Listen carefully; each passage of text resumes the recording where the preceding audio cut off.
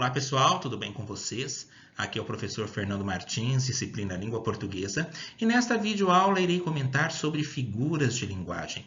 A nossa língua aí está tão repleta de trocadilhos, tão repleta de palavras que vão apresentar aí um sentido figurativo, e para isto precisamos nos familiarizar a elas, para que não venhamos a confundir, pois algumas podem aí parecer uma às outras, e para isto precisamos prestar bastante atenção no contexto ao qual elas são inseridas.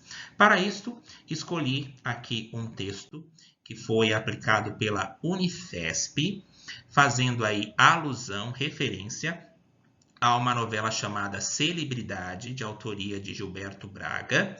Vamos aí conhecer esse texto, novela aí também com colaboração de Ricardo Linhares, e vamos identificar aqui qual a figura que está sendo solicitada para que nós possamos verificar. Maria Bofetão é o título, e o subtítulo: a surra que Maria Clara aplicou na vilã Laura levantou a audiência da novela Celebridade. Na segunda-feira passada, 28 tabefes bem aplicados pela heroína Maria Clara, Malu Mader, derrubaram a ignóbil Laura, Cláudia Abreu, e levantaram a audiência de Celebridade, a novela das 8 da Globo.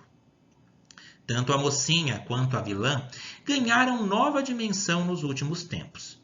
Maria Clara, depois de perder sua fortuna, deixou de ser apenas uma patricinha magnânima e insossa, a aborrecida Maria Chata. Ela ganhou fibra e mostrou que não tem sangue de barata. Quanto a Laura, ficou claro que sua maldade tem proporções oceânicas.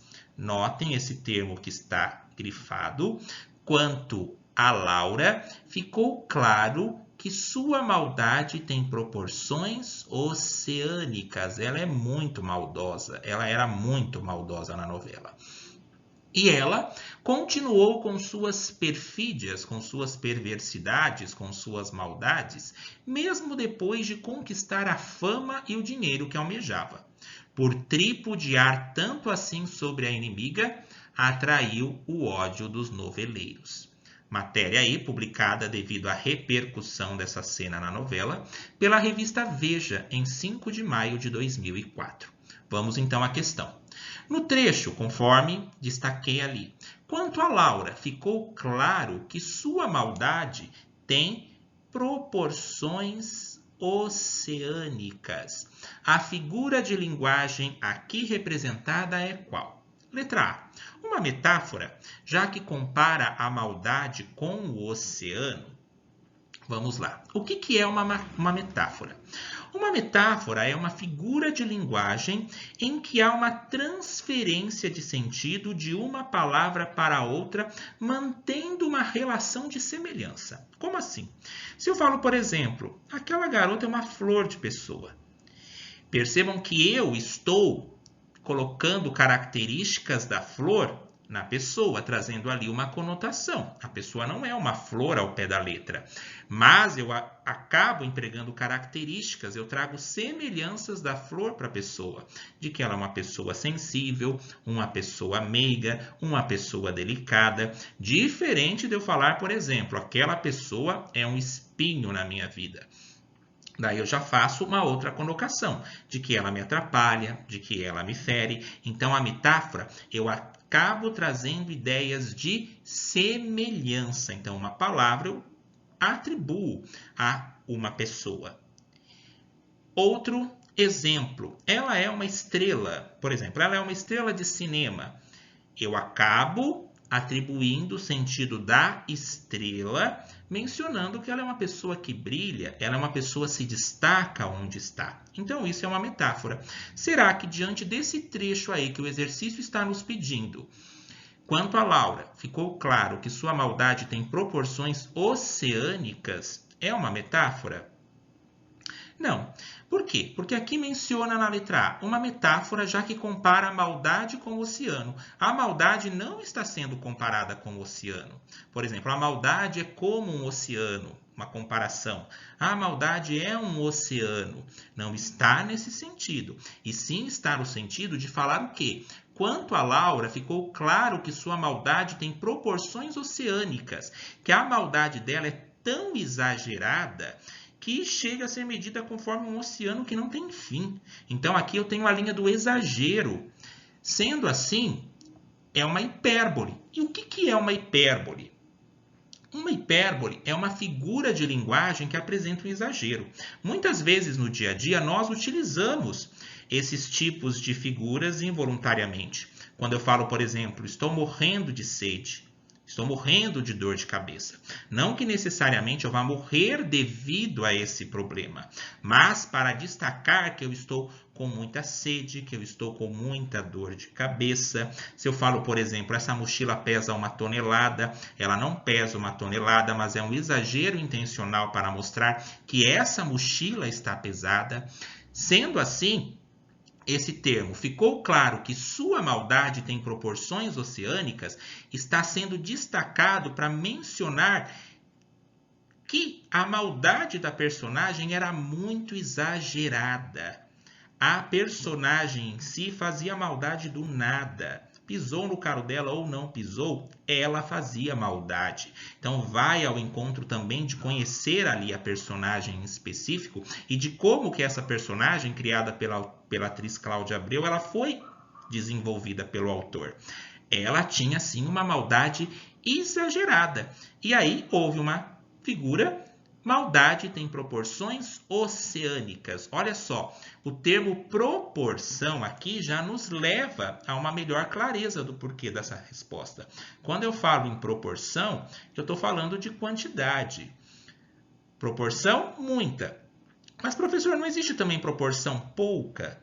Sim, mas quando eu vejo aqui proporções oceânicas, eu já vou fazer uma associação de que oceânicas refere-se ao oceano, é muito grande, há uma questão de grandeza. Então tinha muita grandeza. O que tinha muita grandeza? A maldade da personagem, que era muita. Sendo assim, a resposta correta é uma hipérbole. Letra C. Um eufemismo, já que não afirma diretamente o quanto há de maldade. Bom, eu não posso mencionar que aqui há um eufemismo. O que é um eufemismo? Um eufemismo é uma figura de linguagem que eu utilizo para suavizar alguma expressão que possa soar ofensivo para alguém. Por exemplo, ele foi morar com Deus. Eu suavizo essa expressão no sentido de que a pessoa faleceu. Ele praticou atos ilícitos.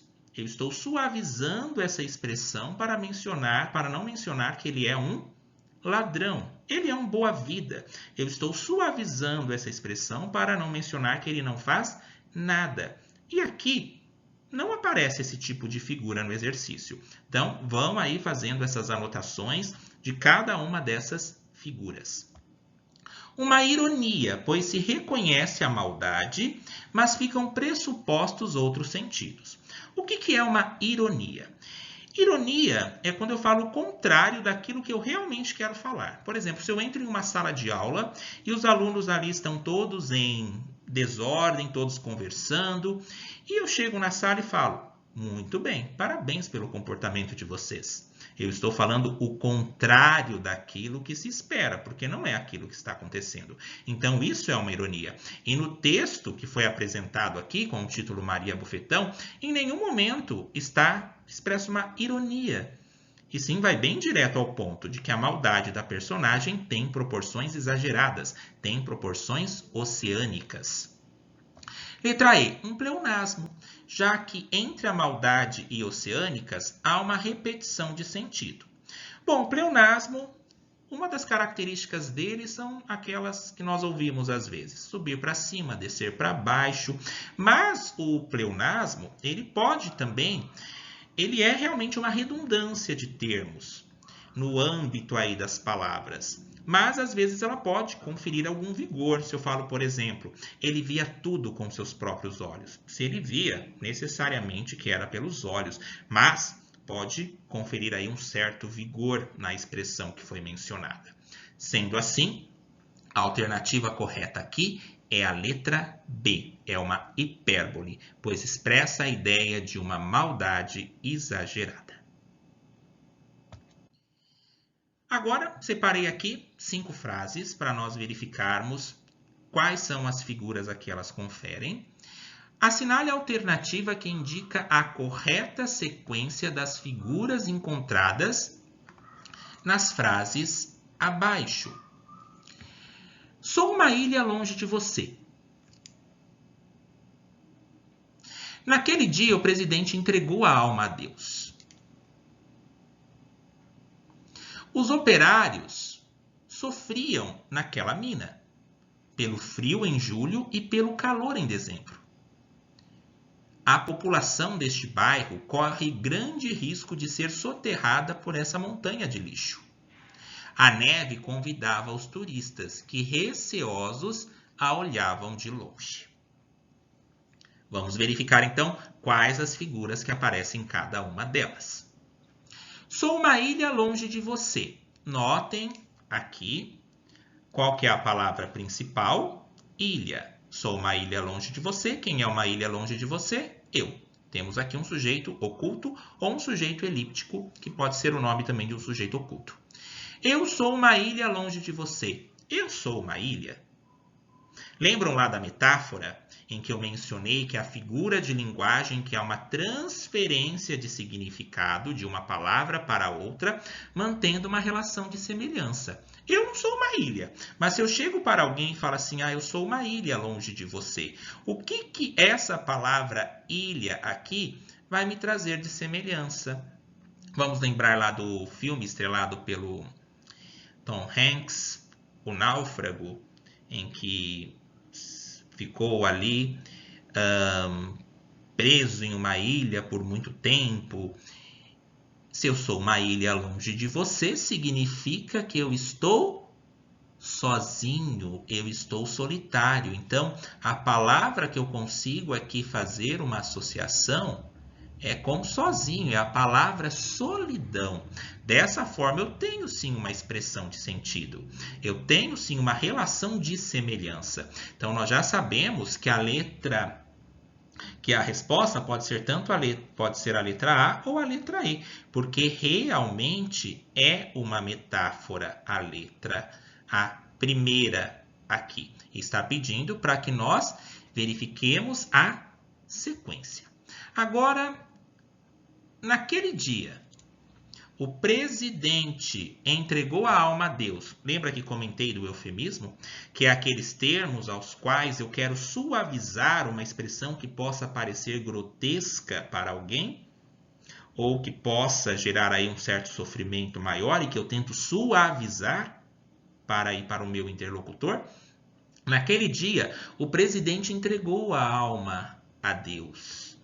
Significa que ele morreu. Então, eu estou suavizando. Então, realmente aqui eu tenho um eufemismo. Então, ficamos aqui, por enquanto, entre a letra A e E, porque elas seguem a mesma proporção. Os operários sofriam naquela mina pelo frio em julho e pelo calor em dezembro. Notem aqui. Os operários sofriam naquela mina pelo frio em julho e pelo calor em dezembro. Frio e calor.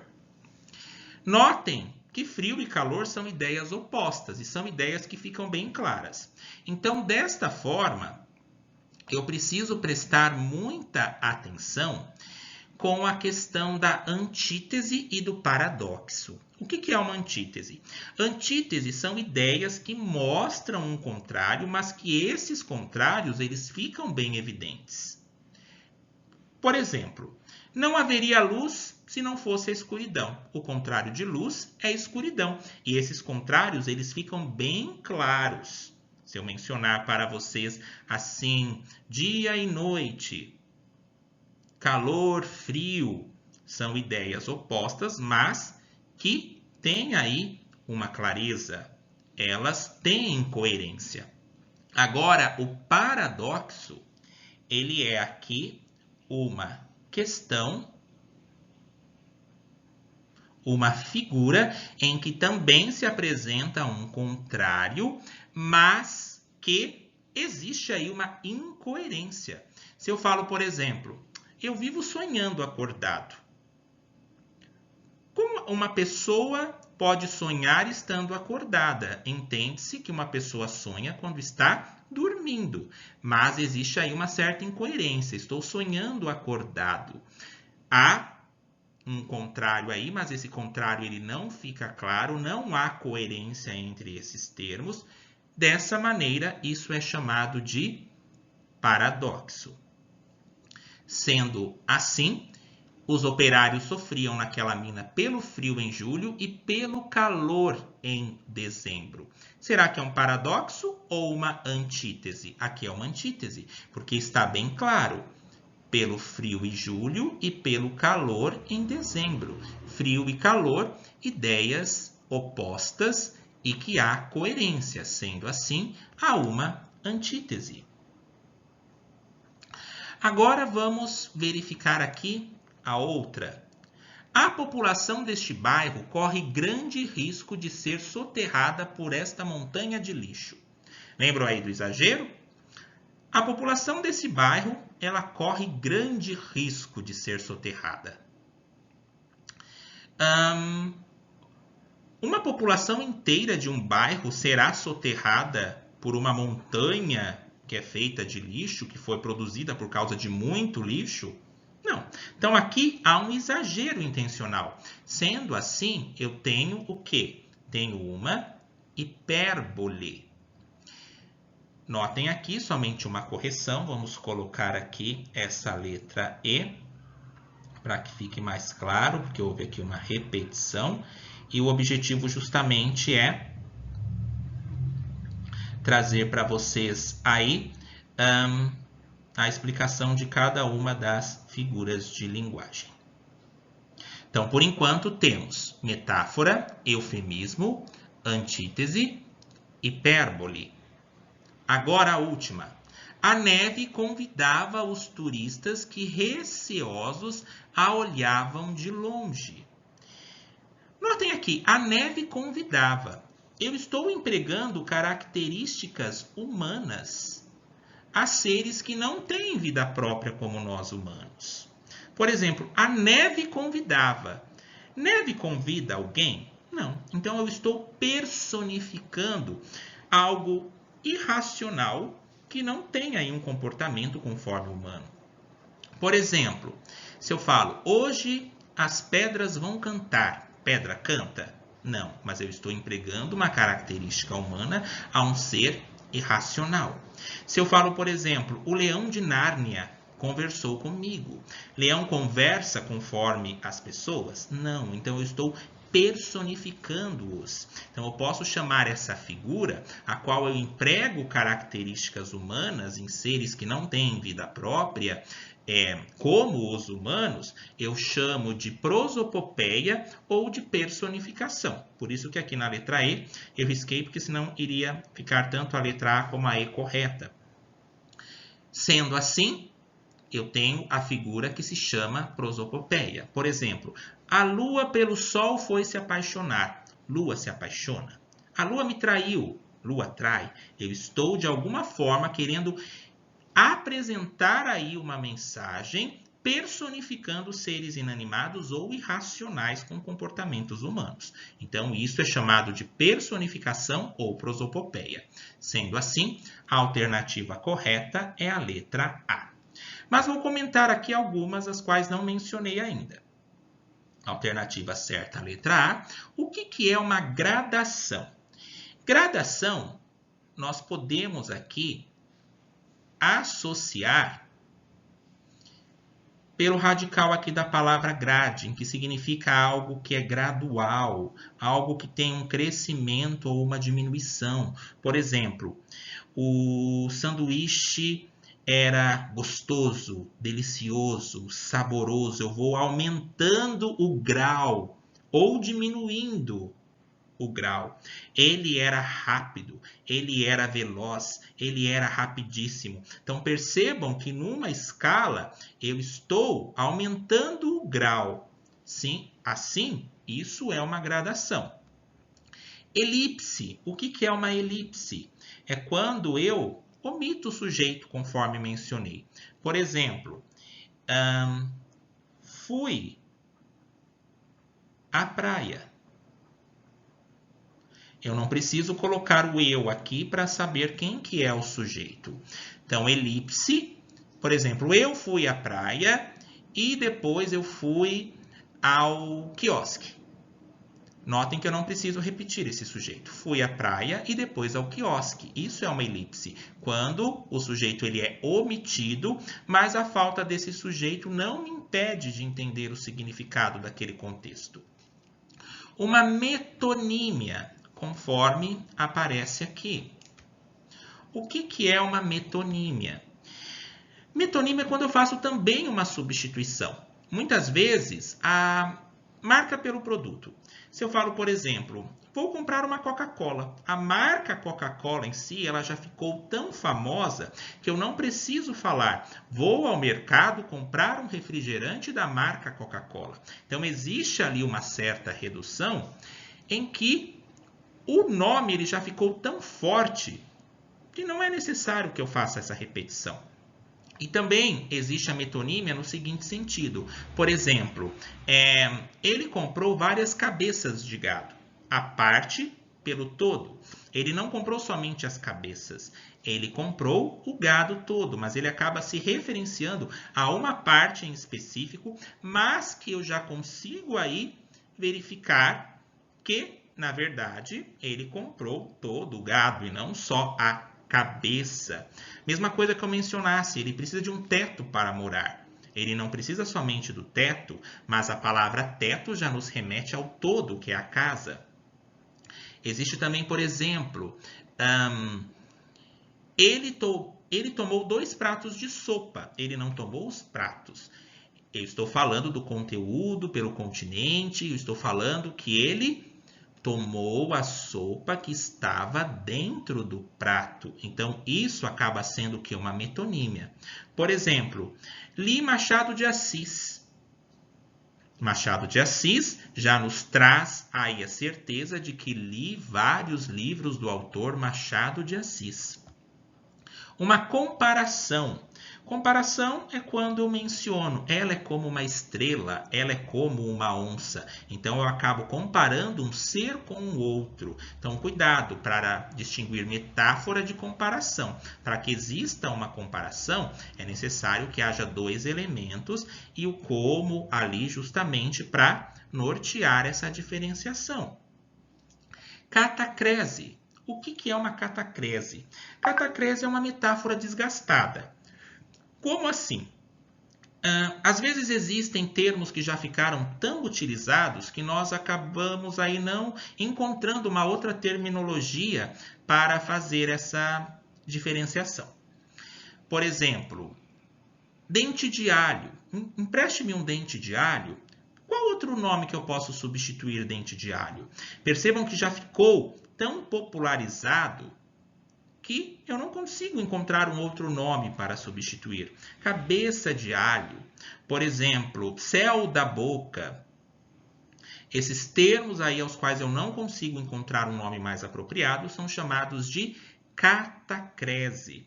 Braço do sofá, perna da cadeira. Então, notem que cada um aí existe uma diferenciação. Então, aqui eu apontei, sim, cada uma dessas figuras em específico, para que vocês aí possam construir essa noção de sentido em relação às figuras de linguagem. A alternativa correta, então, aqui, a letra A. Risquei aqui da letra E a palavra prosopopeia e substituí por uma outra no final, para que ficasse mais claro, então, o porquê da resposta. Então, familiarizem-se cada vez mais com as figuras de linguagem. E língua portuguesa é troca, vivência e diálogo. Acompanhe, então, o canal Focados na Língua Portuguesa. Estamos aí melhorando a cada dia. Inscrevam-se. Desejo então a todos boas festas, um feliz 2023 e continuaremos aí focados para que possamos aí aprender e trocarmos ideias em relação às particularidades da língua portuguesa. Obrigado a todos e até a próxima.